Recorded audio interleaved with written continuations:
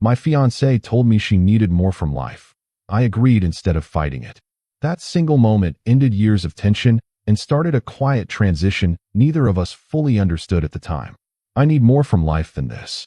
She said it standing in our kitchen, holding a glass of wine, her eyes fixed on the window, not on me.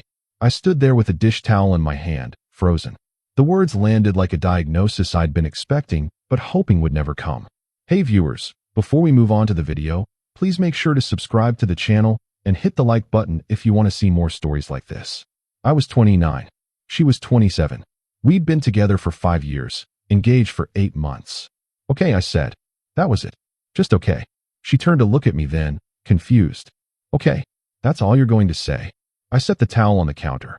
What do you want me to say, Rebecca? Her face tightened. I don't know. Something. Anything. Fight for this. Fight for us. I felt something cold settle in my chest. I'm not going to fight you into staying, I said quietly. She stared at me like I'd slapped her. Then she set her glass down hard enough that wine sloshed onto the counter. Of course you won't, she said. You never fight for anything. She walked out of the kitchen. I heard the bedroom door close. Not slam. Close. That was worse somehow. I stood there alone, listening to the hum of the refrigerator. And I realized I wasn't surprised. Not even a little. The next morning, she came out of the bedroom with her suitcase. I was sitting on the couch with coffee. She stopped in the doorway. I'm going to stay with Hannah for a few days, she said. Hannah was her best friend from college. I nodded. Take whatever time you need. She looked at me like she was waiting for something. When I didn't say anything else, she shook her head. You really don't care, do you? I took a sip of coffee. I care, I said. I just don't think begging you to stay is going to fix what's broken. Her jaw tightened. And what's broken exactly? I looked at her directly then. I don't know, Rebecca. You tell me. She opened her mouth, then closed it. Then she left. I sat there for a long time after the door clicked shut. The apartment felt bigger, emptier, but not in a way that made me panic. Just quiet. I went to work that day like nothing happened. I was a project manager at a mid-size architecture firm. My boss, David, noticed I was distracted. You good? He asked during our stand-up meeting. Yeah, I said. Just tired. He didn't push. I appreciated that. At lunch, I sat alone in the break room and scrolled through my phone. Rebecca hadn't texted. I hadn't either. One of my coworkers, Miguel, sat down across from me. You look like hell, he said. Thanks. Trouble at home? I shrugged. Rebecca left this morning. He raised his eyebrows. Left? Or just left? Not sure yet. He leaned back in his chair. You want to talk about it? Not really. He nodded. Fair enough. But if you need to grab a beer later, I'm around. Thanks, man. He clapped me on the shoulder and left. I sat there staring at my sandwich. I wasn't hungry, but I ate it anyway. 3 days passed. Rebecca didn't come back. She didn't call either. She texted once. I need more time. I replied, take it. On the 4th day, my mom called. Your father and I haven't heard from you in a while, she said. Everything okay? I hesitated. Rebecca and I are taking a break. There was a pause. Oh, honey, I'm so sorry. What happened? She said she needs more from life. Another pause. And what did you say? I told her okay. My mom sighed. You've always been like this. Like what? Too accommodating. Too willing to let people walk away. I didn't know what to say to that. Maybe, I said finally. Or maybe I just know when something's already over. She was quiet for a moment. Do you love her? I did. Do you still? I thought about it. Really thought about it. I don't know, Mom. She sighed again. Well, you need to figure that out. For both your sakes. We talked for a few more minutes, then hung up. I sat on the couch staring at the engagement photo on the bookshelf. We looked happy in it. We probably were. At some point. A week after Rebecca left, she finally called. Can we talk? She asked. Sure. In person? Okay. We met at a coffee shop near the apartment. Neutral territory. She looked tired. Thinner, maybe. Thanks for meeting me, she said. Of course. We sat down with our drinks. She stirred hers without drinking it. I've been thinking a lot, she said. About us. About everything. I waited. I don't think I've been happy for a long time, she continued. And I don't think you have either. I didn't argue. Maybe not, I said. She looked up at me. Why didn't you ever say anything? I did. You didn't want to hear it. Her face tightened. That's not fair, isn't it? She set her spoon down. I tried to talk to you about things. About how I was feeling. You just nodded and said everything would be fine. Because I thought it would be. Well, it's not. I leaned back in my chair. I know. She looked at me like she was trying to figure something out. Do you even want this? She asked. The engagement? The wedding? Us? I took a breath. I wanted it when we started. I don't know if I still do. Her eyes filled with tears. So that's it then? I think so. She wiped her eyes quickly. You're not going to ask me to stay. You're not going to try to fix this. No, I said. I'm not. She laughed bitterly. You know what Hannah said? She said you'd do this. She said you'd just let me go without a fight. Maybe she's right. She stood up abruptly. I can't believe you. Rebecca. No. You know what? Fine. You win. You don't have to fight. You don't have to care. You can just sit there and let everything fall apart. She grabbed her purse. I'll come by this weekend to get the rest of my stuff. She walked out. I sat there alone with 2 cups of coffee. I didn't feel relieved, but I didn't feel heartbroken either. I just felt nothing. That weekend, she came by with Hannah. I stayed in the bedroom while they packed. I heard them talking in low voices. Hannah sounded angry. Rebecca sounded resigned. When they were done, Rebecca knocked on the bedroom door. We're leaving, she said through it. I opened the door. She was holding a box of her things. Hannah was behind her, glaring at me. I left the ring on the counter, Rebecca said. I nodded. She looked at me one more time. I hope you find whatever it is you're looking for, she said. You too. She left. Hannah lingered. You're a coward, she said. I didn't respond. She shook her head and followed Rebecca out. The door closed. I walked into the living room. The apartment looked different. Empty spaces where her things used to be. The ring was on the counter, sitting in its box. I picked it up and looked at it. Bought it a year ago. Thought I was doing the right thing. I put it back down. I spent the next few weeks in a strange kind of limbo. Work continued. Life continued. But everything felt muted. Miguel checked in on me a few times. You doing okay, man? Yeah, I'm fine. You don't look fine. I'm processing. He nodded. Take your time. One night, about 3 weeks after Rebecca left, I got a text from a number I didn't recognize. Hey, it's Natalie, Rebecca's cousin. Can I call you? I stared at the message. Natalie and I had met a few times at family events. She was nice. Quiet. I texted back, sure. She called a minute later. Hey, she said. Hey, I heard about you and Rebecca. Yeah. There was a pause. I'm sorry it didn't work out. Thanks. Another pause. Listen, I'm calling because I don't know. I feel like someone should tell you this. My stomach tightened. Tell me what? She took a breath.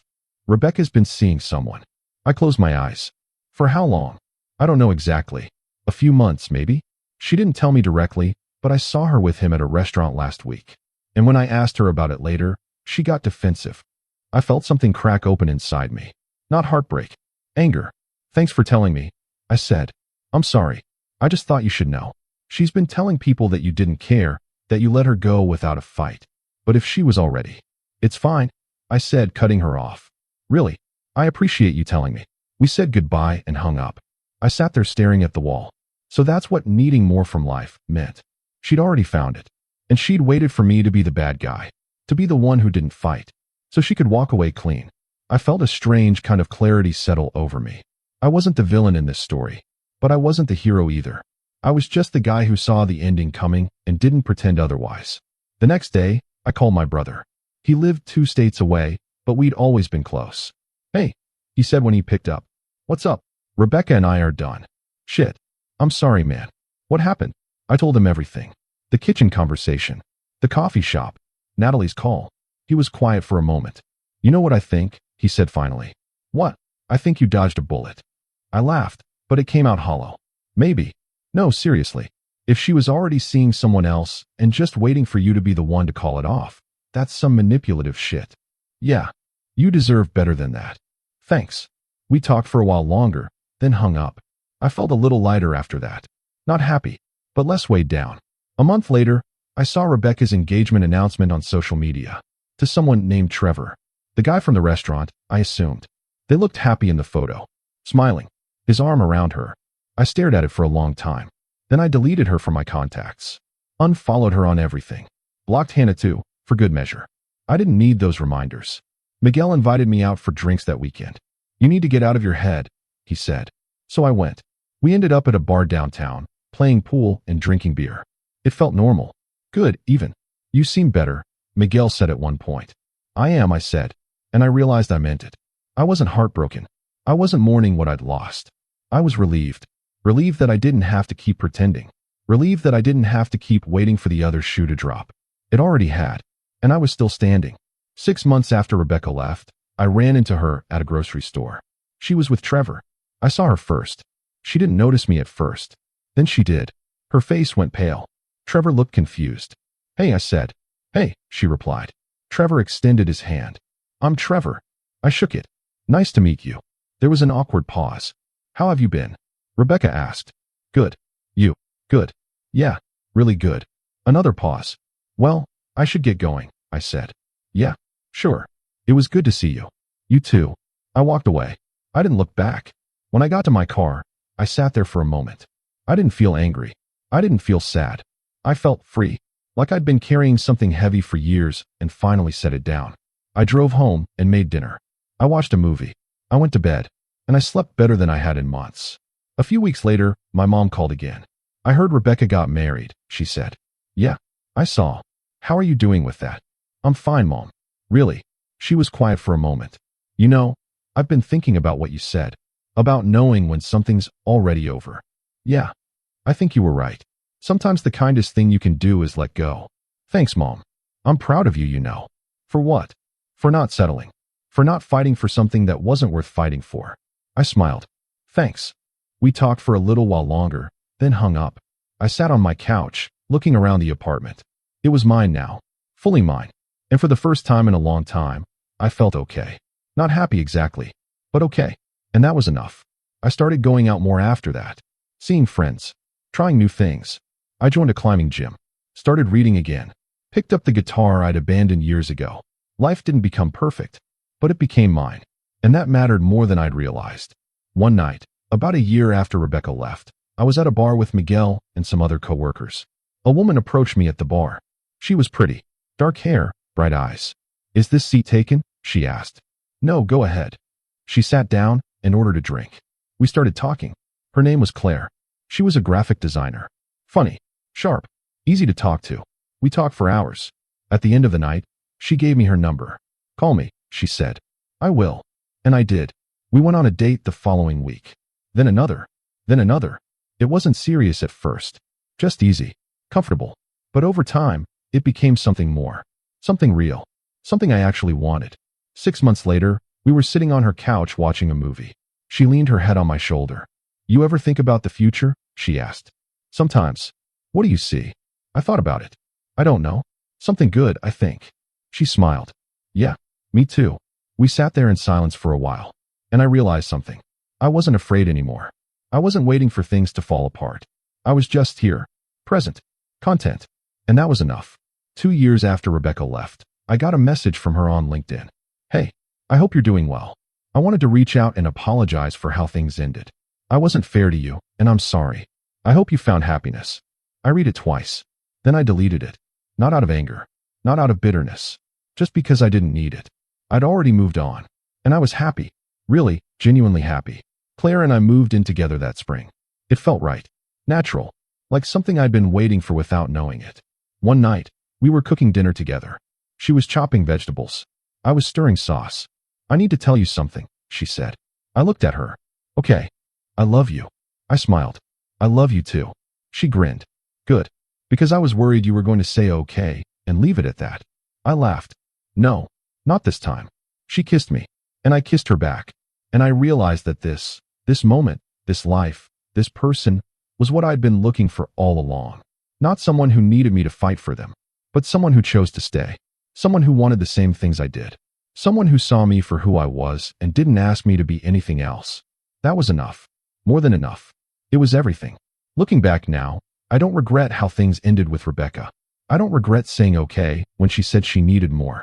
Because that moment, that single, quiet moment, was the beginning of something better. It was the moment I stopped fighting for things that were already over and started building something new, something real, something mine. And that made all the difference.